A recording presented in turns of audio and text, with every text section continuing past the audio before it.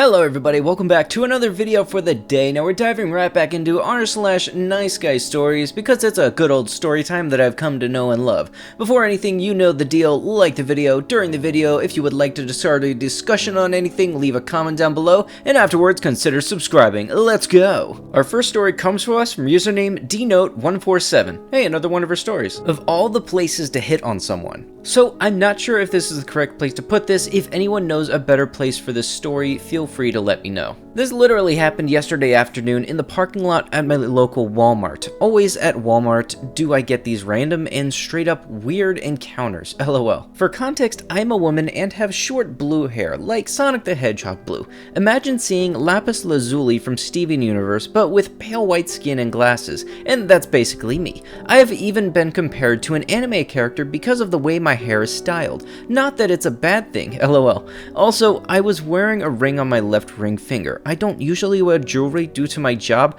but lately I've taken to wearing one of my rings on my ring finger to make it seem as though I'm married. It does work half the time, lol. Anyways, it was a slow day at work, and so I decided to stop by the local Walmart a few blocks from my job to pick up some stuff to keep at the shop, like ramen noodle cups and snack foods and stuff like that. When I get there, it's already jam-packed busy and there are cars everywhere, but I wasn't too worried by it. I usually like to wear wireless earbuds and listen to music or whatever while I shop because I have immense anxiety, and going into a huge place like Walmart is a great place for my anxiety to spike up, so listening to music or even just someone talking like Q-Star or Walter Fate always helps keep me calm, and it's also a great way to keep me focused. I highly recommend it for those of you who hate shopping at Walmart, lol. Not even a second after exiting my car, a guy on the other side of the parking lot calls out to me and shouts something that I didn't hear the first time because I had my earbuds in. As I was taking out my earbuds, this guy literally ran over to me and stopped directly in front of me and was really close to me. I mean, our chests were nearly touching, he was that close. What the heck is personal space to this guy? This obviously startled me as I wasn't expecting someone to just randomly walk up to me like this. I looked up at him and got a better look at him. He was a black guy who was about the same height as my boyfriend with big glasses. I couldn't remember what he was wearing, and I'm not sure he had long or short hair. He was wearing a bandana though, so maybe that's why. He wasn't ugly or unattractive, but he wasn't really my type. Plus, I was already with someone, so there was that. And even if he was my type, the way he aggressively approached me out of nowhere was enough to turn me off and creep me out. He had said something to me and I obviously didn't hear him, so after removing both earbuds and asking him to repeat himself, he said with a smile that was way too wide, "Hey pretty blue lady, you've got some fine looking blue hair there. Want to get to know each other better? I really like your style. You seem like my type." This freaked me out to no end with how upfront and blunt he was with his intentions. It's literally the freaking parking lot at a Walmart. How desperate can someone be? I calmly told him that I was flattered by his compliments about my hair, something that I get compliments and remarks about all the time, lol. But I showed him my ring and said that I was taken before politely saying goodbye and walking away. This didn't set well with this gentleman as he started yelling back at me things like, "Oh, come on, really? Just like that? You're not even gonna give me your phone number or anything? What about just getting to know me better first? I'm an awesome, fun guy, I swear. Your husband doesn't have to know, yada yada yada." I ignored him and made my way towards the front entrance, with this guy still calling out to me. Persistence much? I wasn't too worried about him trying to follow me because, again, the parking lot was packed, so there were a ton of people outside already who were bearing witness to the whole thing, and one lady who also complimented my hair even started walking close to me, likely to prevent this guy from getting any closer before making it inside. After shopping, I was a bit worried that he would be waiting outside for me because he knew where I had parked and I had literally seen which car I was in. I'm not kidding when I say he came up to me not even a second after I got out of my car. Thankfully, he was nowhere to be seen, and honestly, even if he was still out there stalking and waiting for me to return, I own a stun gun and also know how to take a guy down. Working as a massage therapist, you really do learn the best way to take a grown man down by hitting the right spots and making them cry like a little barge. much. Never underestimate the strength of a 5'4" female massage therapist whose specialty is deep tissue, Lamau. It was a pretty funny encounter, though it was weird and uncalled for. I doubt it'll be the last time someone tries to pull a stunt like that on me. Yeah, I've come to the realization that basically if the store ends in the word Mart, it's gonna attract some weird people. This coming from somebody who does in fact work retail at a place that ends in Mart. I can guarantee that. I've seen it myself and experienced it myself. It's gonna happen. Our next story comes to us from username Spunky Lychee. Nice guy at a furry convention. Hi, you know how it goes. Long-time lurker, first-time poster, although I watch YouTube videos instead of being in the subreddit. Oh, ain't that cool. Now you're in a little bit of both. So this is my first time sending any stories to anyone whatsoever, and English isn't my first language, so I hope everything is well written and easy to understand. Also, yeah, this is a long, detailed story.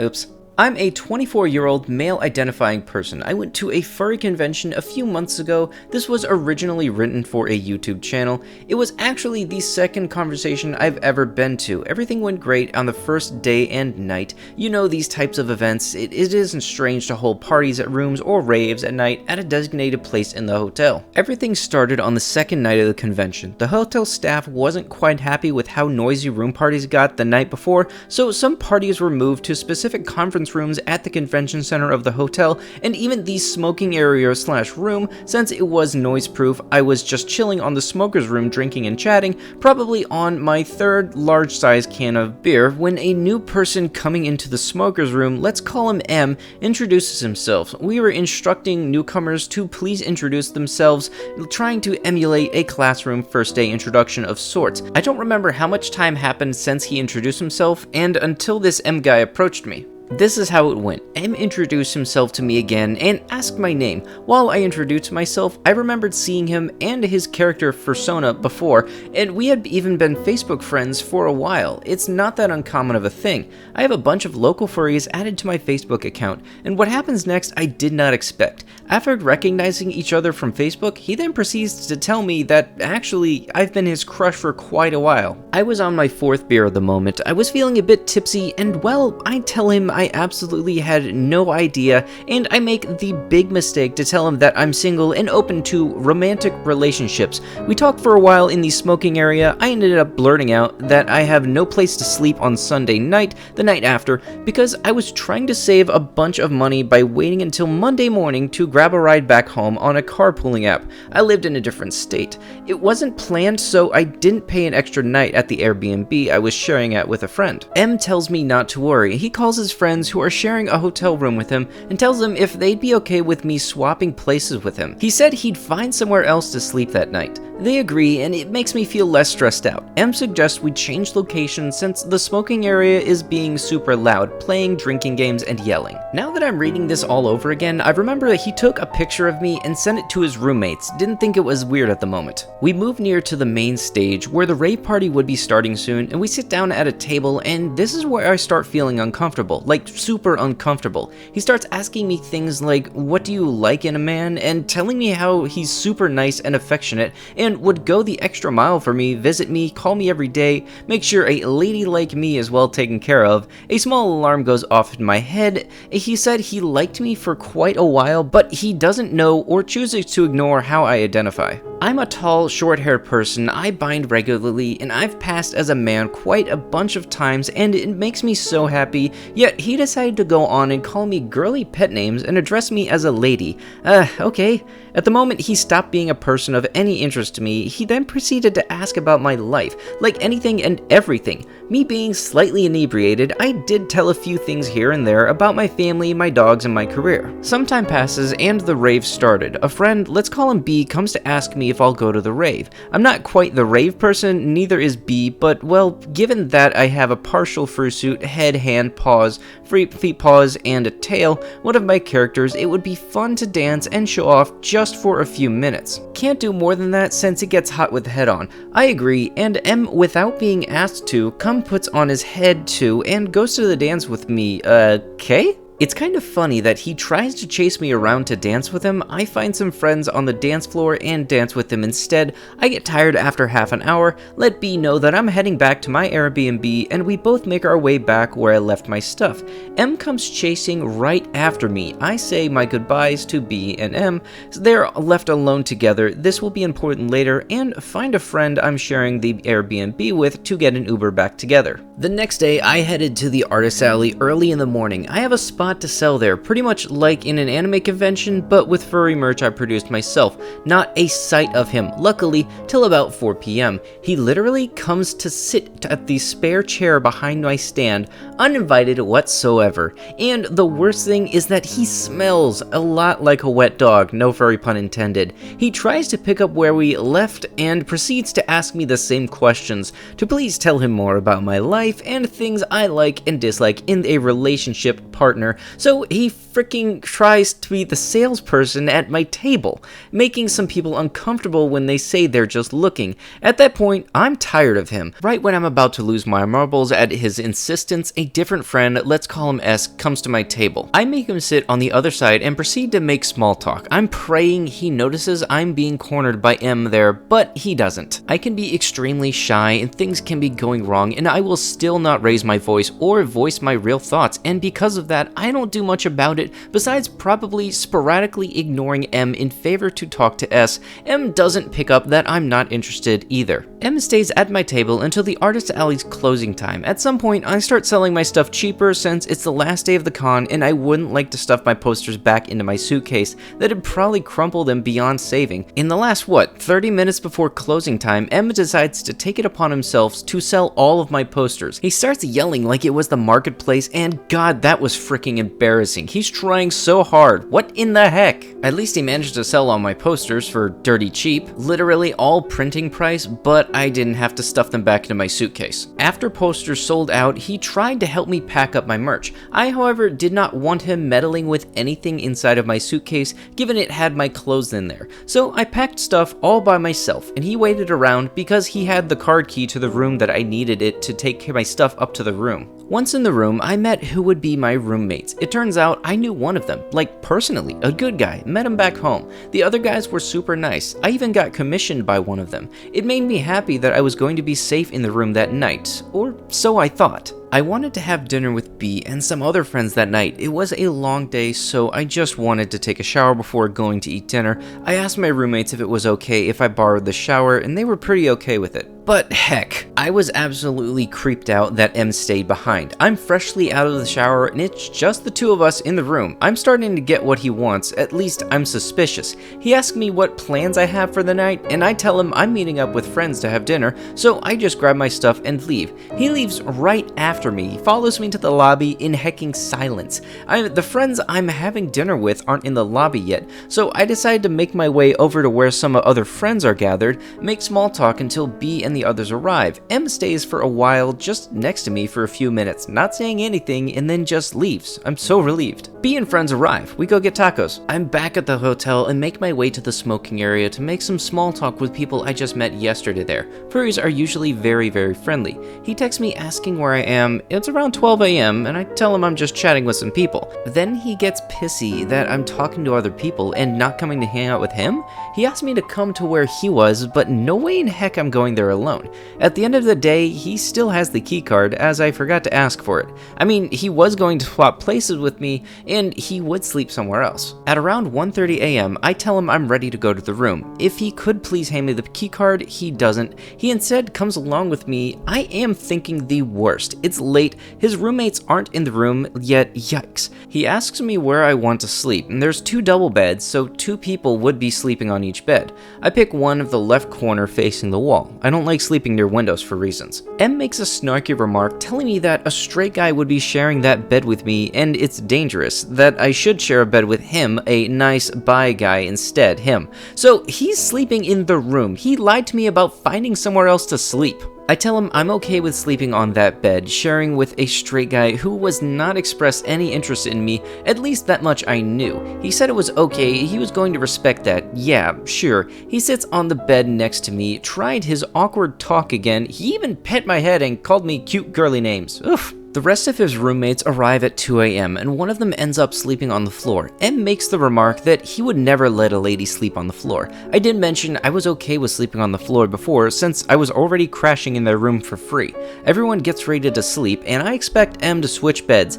That never happens. I swear to God, I was so deep into this bad situation, I didn't know what to do, besides screaming for help if he did anything to me at night. After all, I did have a friend sleeping in the same room like I mentioned before. I couldn't sleep well, and M never took a shower since afternoon when he came to my stand and still smelled like a wet dog, like super strongly. He also snored like a freaking truck klaxon and apparently kicked in his sleep. The only way I knew he was truly asleep was because he kept snoring loudly. I barely got any sleep, and between watching out for him trying to do anything to me, his snoring and his smelling and his kicking around, I was brought to that room with lies. That pissed me off to no end, but I couldn't bring myself to say anything. I couldn't bring myself to ask other friends. I did not want to bother anyone this late at night, even if they were probably still awake or even partying. The next morning, my driver moved the hour of his trip to later in that day. I wanted to be home early since my sister and my little nephew were visiting. I felt like my intention to save money and everything I went through was useless then.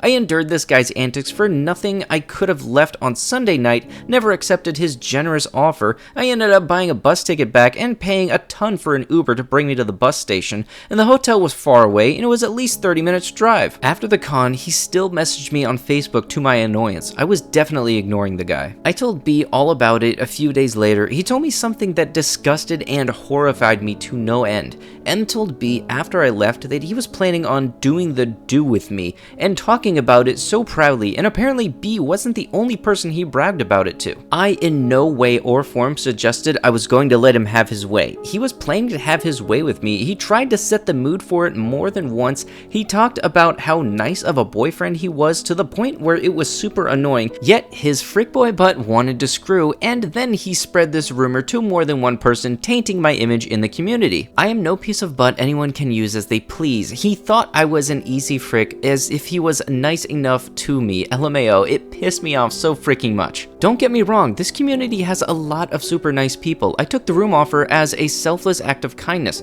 To be honest, if someone was in the same situation, I would have offered them a place to sleep too. What I did afterwards, after clearing my mind and all, was to tell him to drop the act. I told him what B and other people told me he was saying about us going to Frick and how much it disgusted me. And well, that was just yesterday. He blocked me. He didn't defend his sorry butt for trying to tell me he wasn't showing off that he was gonna get some with me specifically. Trash sometimes takes itself out, damn right. Update. It's been a while since I originally wrote this, so this part is an update. I don't see anything about him since I have him blocked ever since last year. However, recently someone put up a call-out post about him because he owed money to a bunch of people in different states, LMAO. On that same post, people started bringing up stuff like him sending pictures of minors in the community to other people, unrequested dong pics, and the worst of all, uploading personal off-brand videos of a bunch of people without their consent.